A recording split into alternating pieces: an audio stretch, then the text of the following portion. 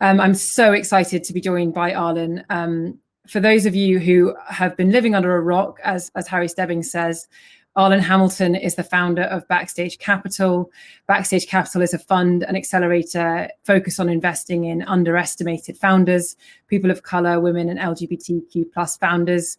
Backstage Capital is literally the leader in this space, and Arlan has gone from really having no venture experience and building this fund out and making it absolutely amazing. She's also the founder of the podcast Your First Million, which has just had its first anniversary.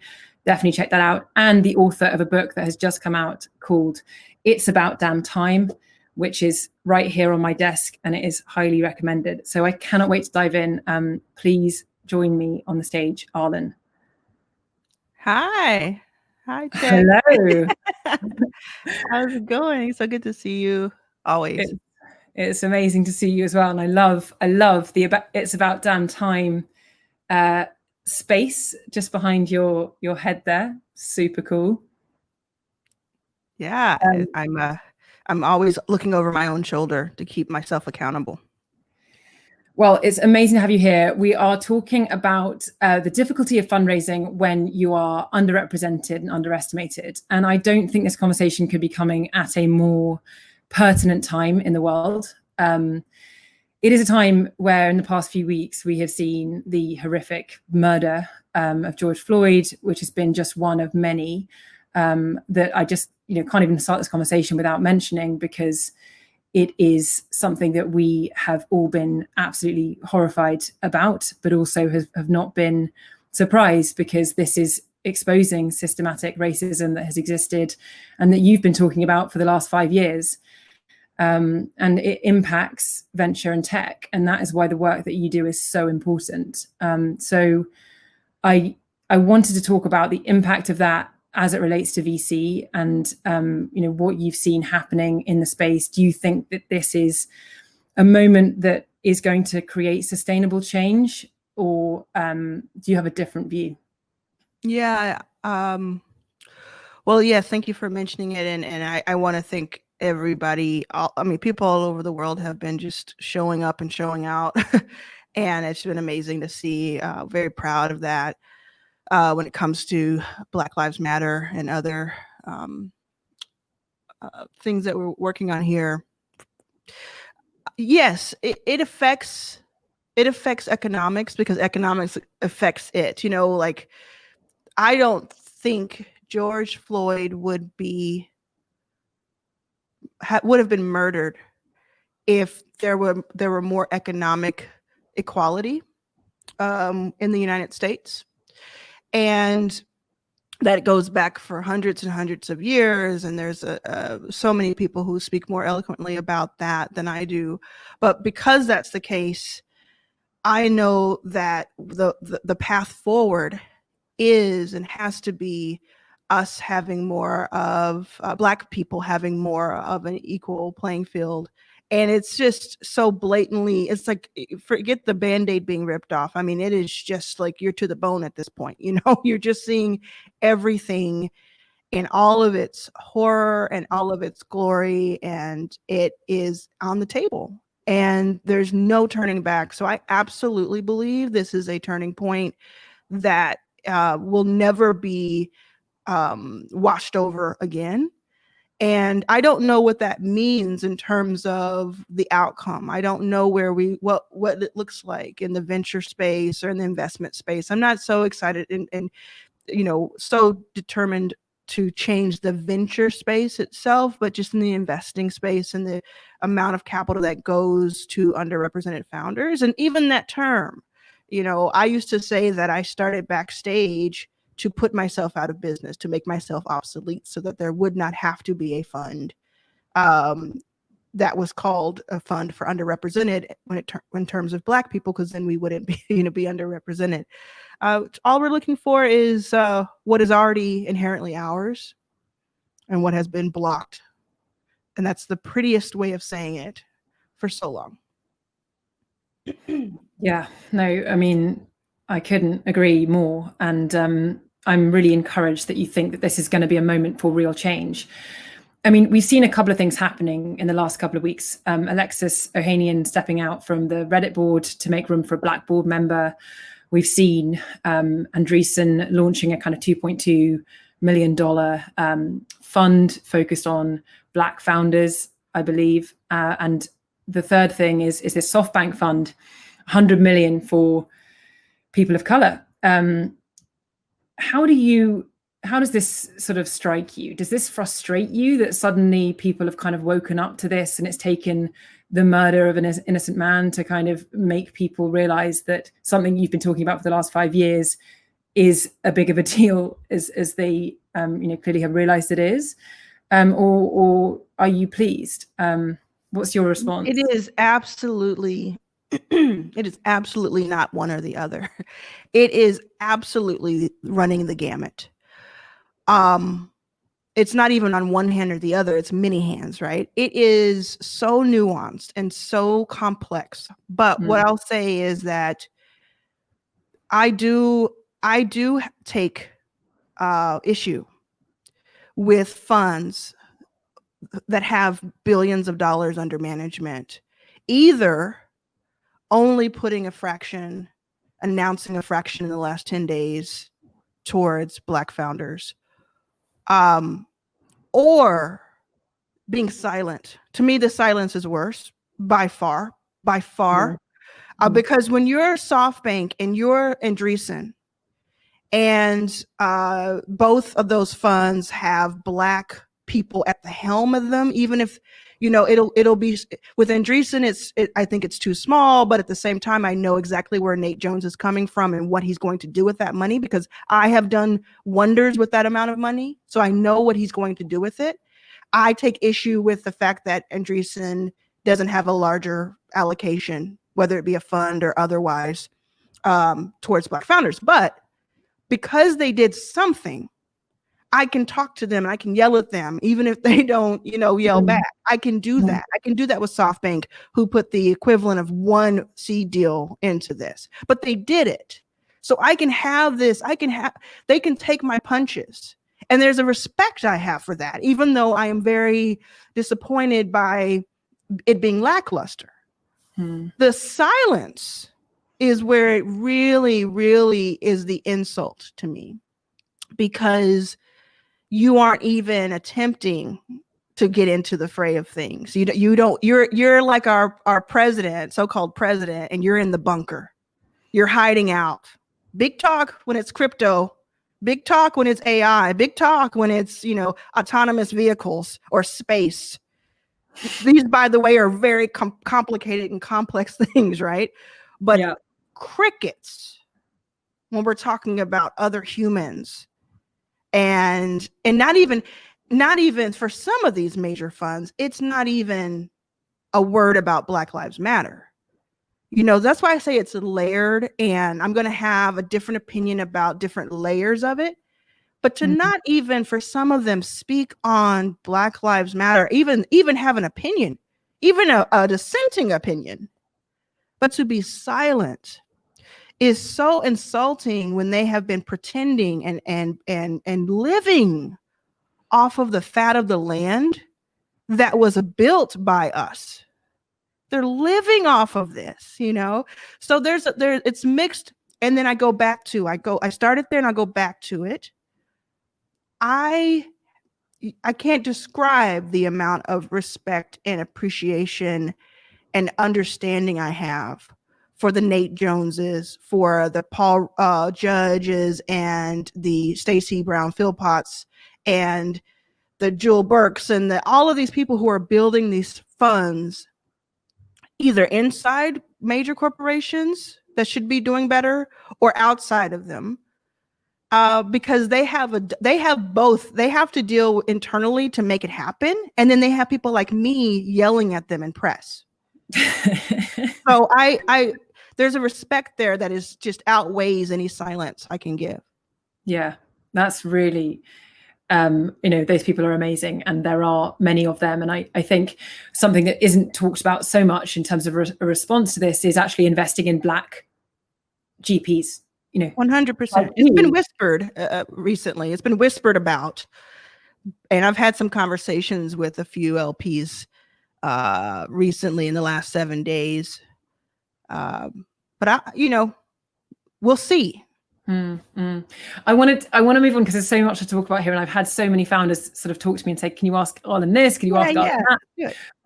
But I do want to say, if you are a fund watching this, and you are one of those people who has not necessarily taken any action over the last 5 years, but you do want to say something, or the last 10 years or 20 years about this, what would be your advice, or do something about this? What would be your advice to them?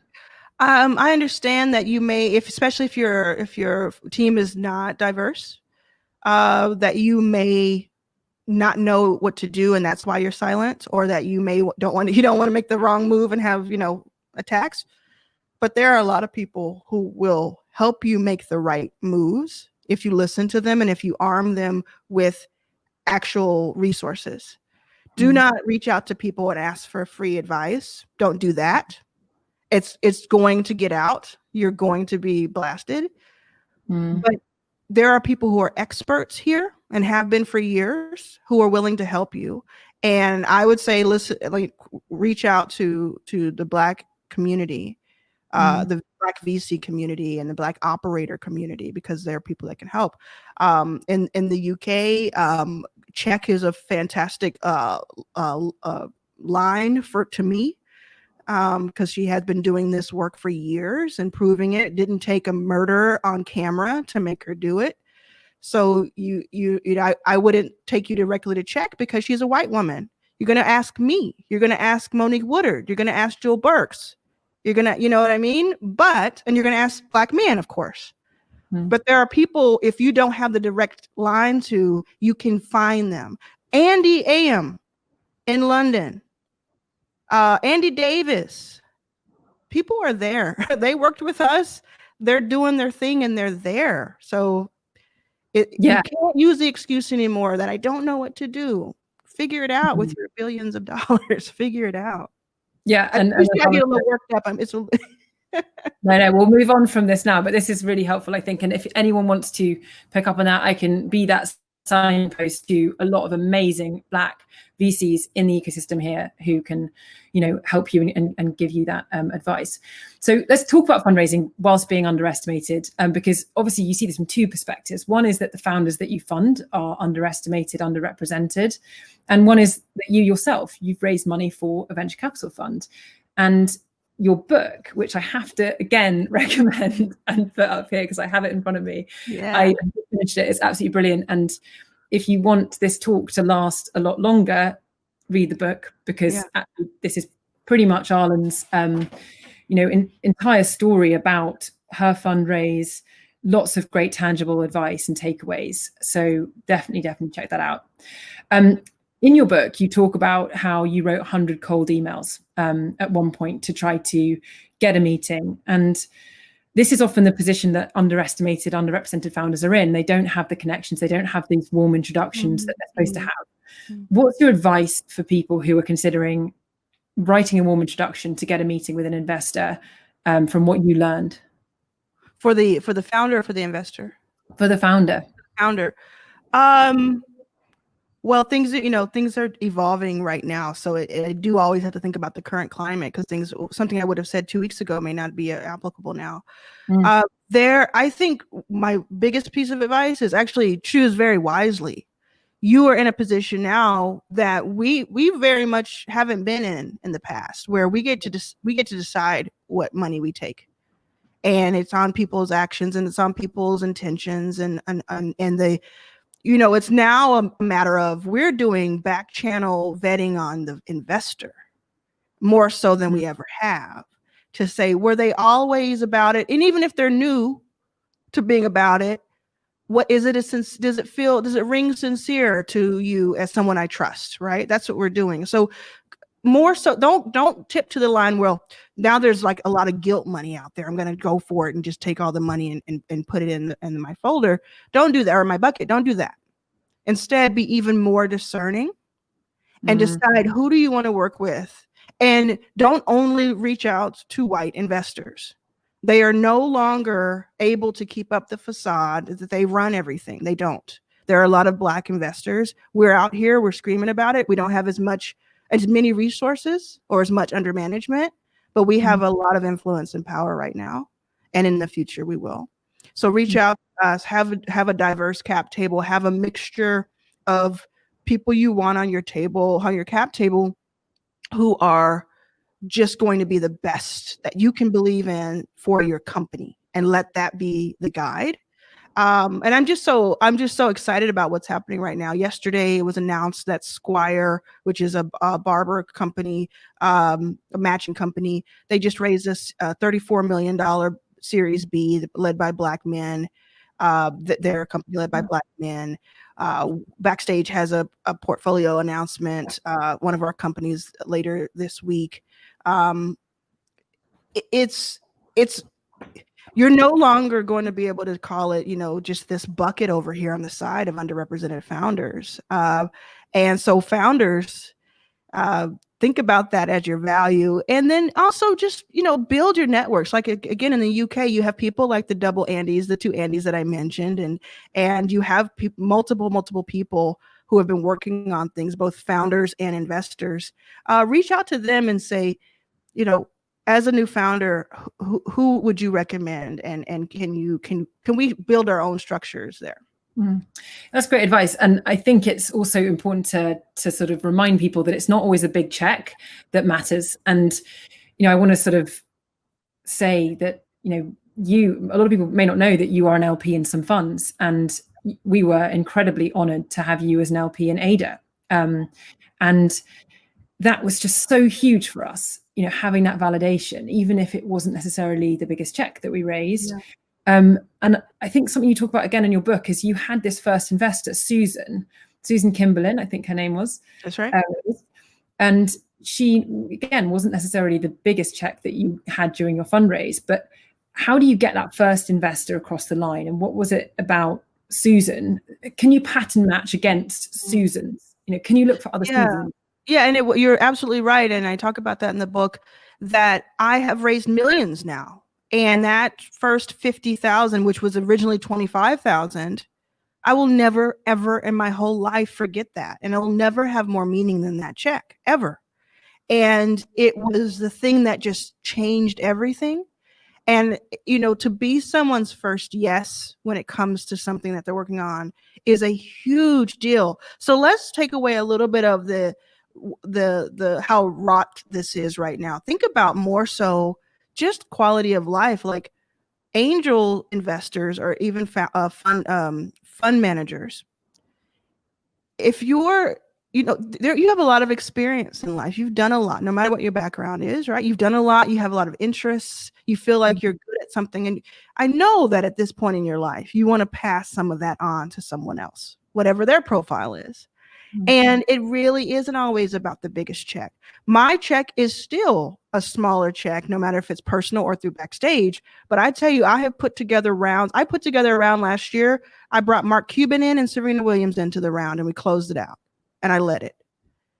But my check was the smallest check, and that kind of influence, you can build that as an angel. You can build that as a fund, as a fledgling fund, and it's such a additive experience to your quality of life when done that way, when thinking about being someone's first investor. So I just think it's someone who has some experience, has interests, wants to kind of leave legacy, and wants to be in the fight of it all. Sometimes you can't be in a startup because you have family things or whatever. So wouldn't it be cool to back 3 startup founders who are able to do that and be the call they make? I think that's fun.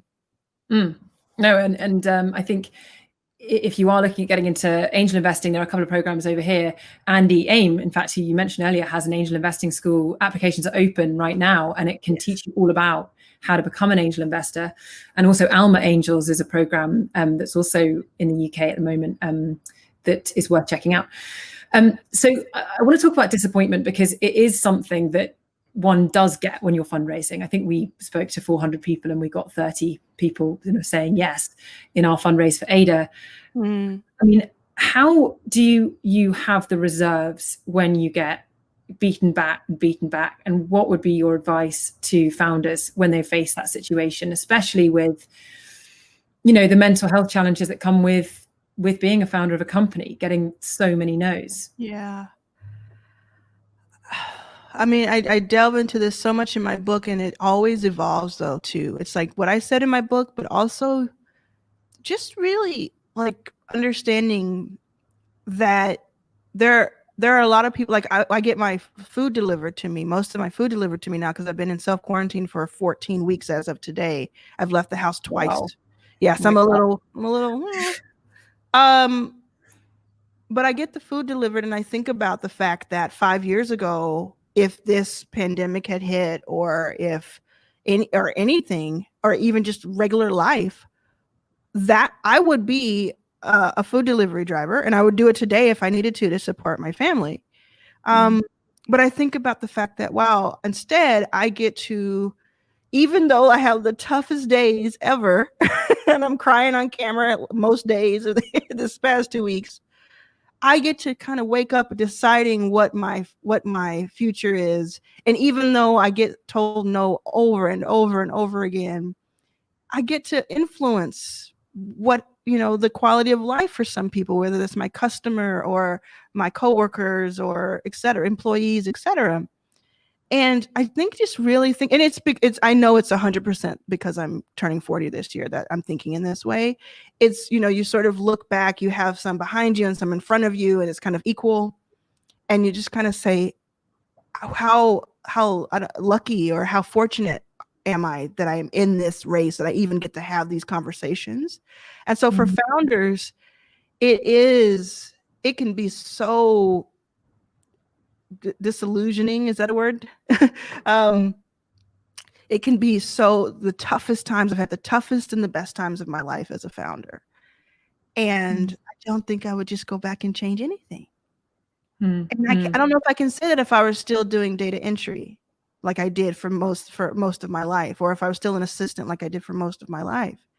And I think I tap into that a lot of times. I also tap into, who am I positively affecting by staying the course? And as an adult and as a founder, isn't it great that I have the right to pivot when I need to? Yeah, I think the privilege of being a founder, and self-determination is a wonderful thing, and a lot of people don't get to do that, as you say.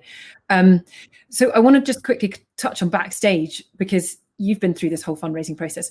What's changed since you first started fundraising in the LP community? Because LPs are limited partners; they're the ones that invest in funds, and really they're the ones that dictate what funds get raised and which ones don't. And what have you seen change within the LP world over the course of the time that you've been running Backstage? I've seen it change quite a bit, and the LP world is like is shielded, and it's behind closed doors, and for very few exceptions, mysterious. And that's still the case in a lot of ways.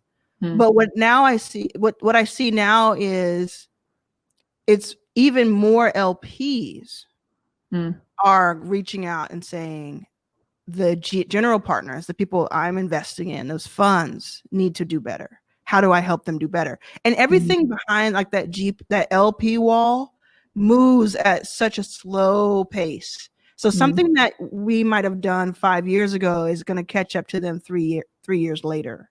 And by the same token, I know that some of the gains that I've had were not only due to what I've done, but before I even knew what venture capital was, the people behind the scenes who were making strides, who didn't get the cover of magazines, and it, because it's such a wave.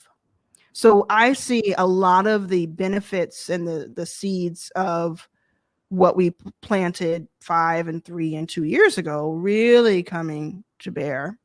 And that's why I'm so 100% optimistic about what happens next, because you can't go back.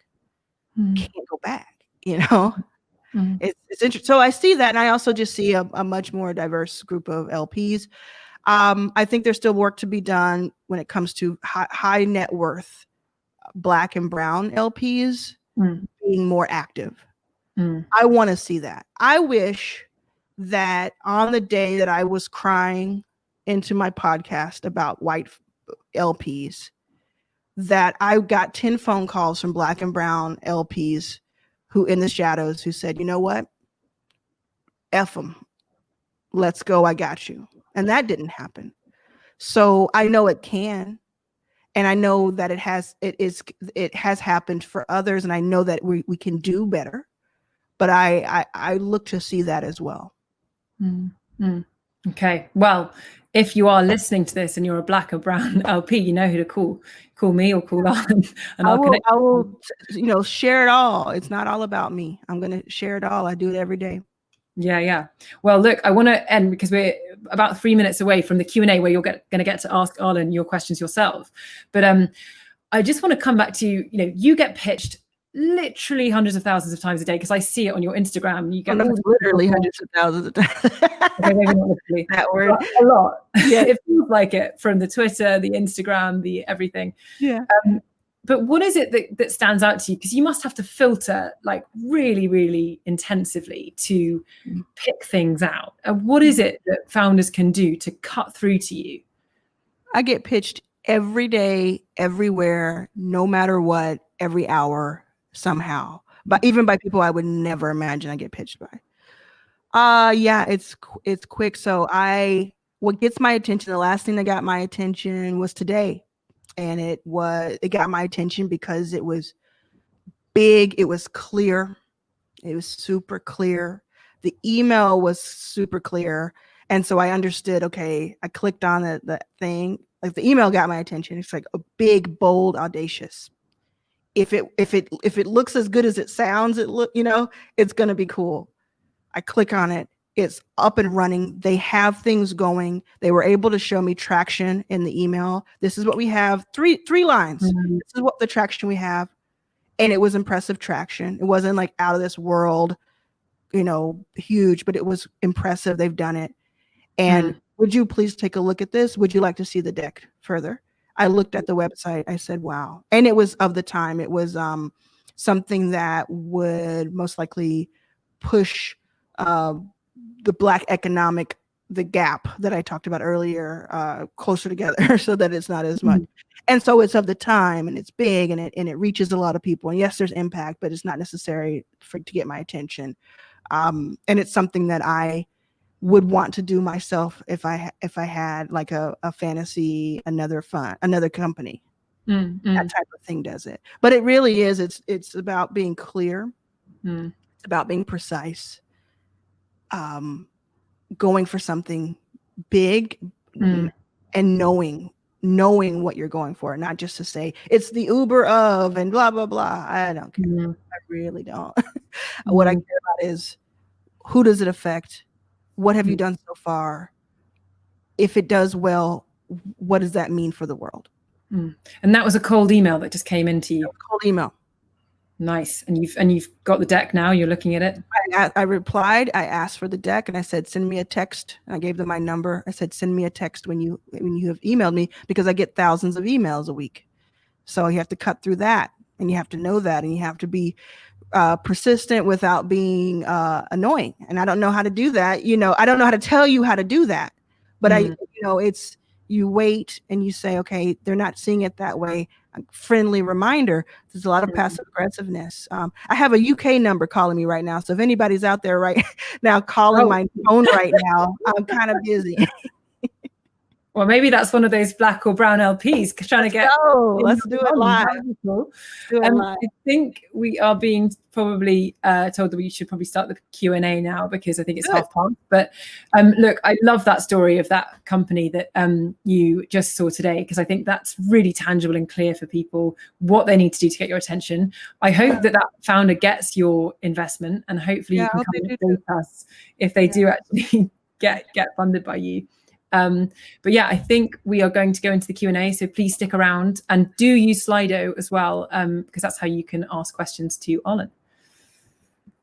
Want access to more CogX videos? Subscribe now for free at cogx.co.